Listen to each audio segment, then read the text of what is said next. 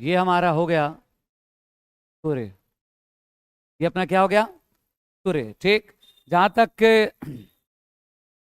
इस सूर्य से निकलती है किरण जिसे हम बोलते हैं अल्ट्रा वायलेट किरण, मतलब पाराबैंगनी किरणें। ठीक, पाराबैंगनी किरण निकलती तो जरूर है, लेकिन हमारे पृथ्वी पे एक सुरक्षा कवच लगा हुआ है। ठीक, वो सुरक्षा कवच हमारे पृथ्वी पर वायुमंडल के बाहर वो क्या लगा हुआ है, वो परत लगा हुआ है। ठीक, और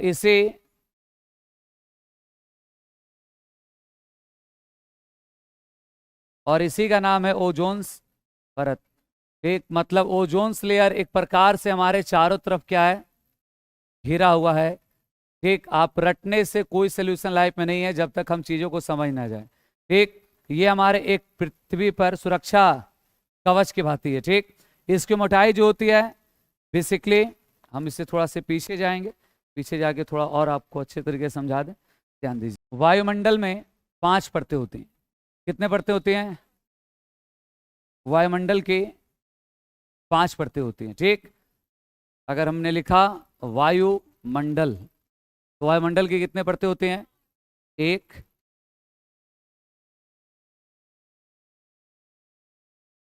वायुमंडल के कितने परतें होती हैं? 5। वायुमंडल का जो सबसे नीचे का सरफेस होता है, इसे हम बोलते हैं क्षोभ मंडल। कौन सा मंडल बोलते हैं? एक, उसके बाद जो अगला जो मंडल होता है उसे हम बोलते हैं समताप मंडल। ठीक, समताप मंडल के बाद जो अगला मंडल होता है, एक वो होता है मध्य मंडल। मध्य मंडल के बाद जो अगला मंडल होता है वो होता है आयन मंडल।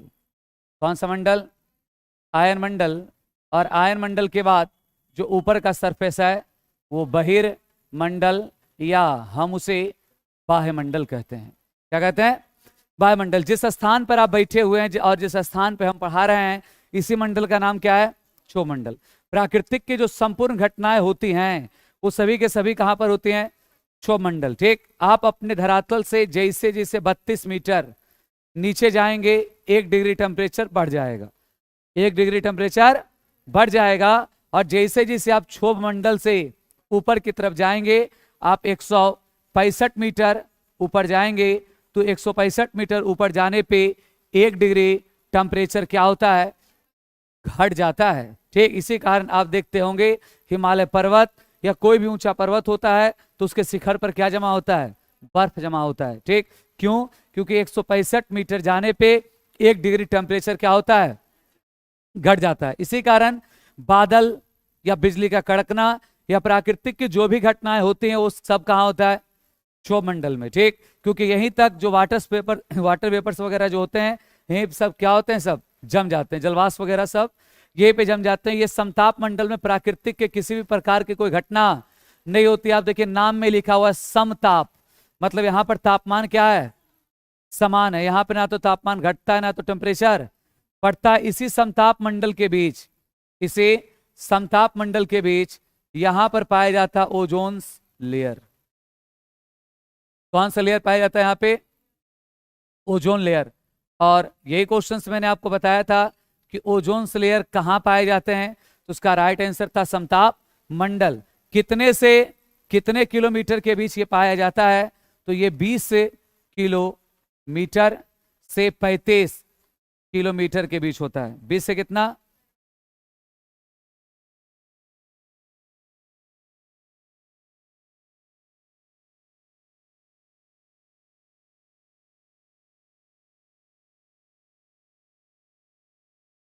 बीस किलोमीटर से 35 किलोमीटर के बीच। एक कौन सा परत है ये? ओजोन परत। और यही ओजोन परत हमारे पृथ्वी का क्या है? रक्षक। जिस प्रकार इंडियन आर्मी हमारी रक्षा करती है, उसी प्रकार ओजोन परत पृथ्वी का क्या करता है? रक्षा करता है। जो क्लियर पता चल रहा है किस मंडल में? समताप मंडल में। ठीक, अगर मैं बात करूं इस मैप से भी मैं समझा सकता हूं। ठीक, अब यहां पे ये मैं क्या बना लिया? सूर्य। ठीक, और सूर्य से निकलेगा यूवी रेज, अल्ट्रा वायलेट किरणें। ठीक, अब यहां से सूर्य से यूवी रेज निकलेगी, पाराबैंगनी किरण। कौन सी किरण? पाराबैंगनी किरण। ठीक, जब ये पाराबैंगनी किरण कहाँ की ओर निकल रही हैं? पृथ्वी की तरफ। और पाराबैंगनी किरण आके टकराई किसमें? ओजोन लेयर में। ठीक, अब यहाँ ओजोन लेयर का क्या काम होता है?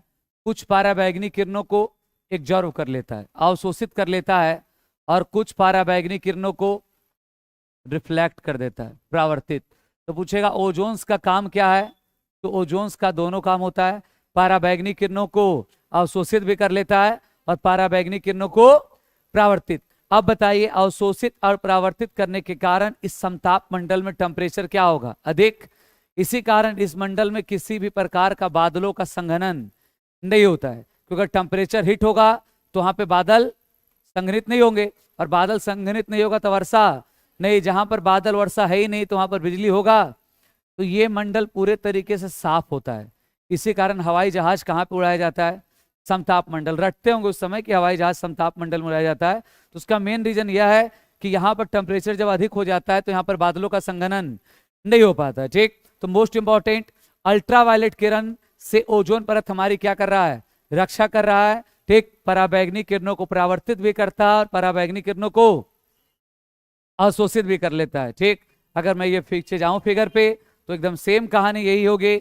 मतलब कुछ पाराबैंगनी किरणों को, एक कुछ पाराबैंगनी किरणों को क्या करेगा? ये अवशोषित कर लेगा, अवशोषित कर लेगा, और कुछ पाराबैंगनी किरणों को ये क्या करेगा? रिफ्लेक्ट कर देगा। तो ओजोन लेयर क्या करता है? तो पराबैंगनी किरणों को परावर्तित करता है और पराबैंगनी किरणों को अवशोषित करता है। क्लियर है?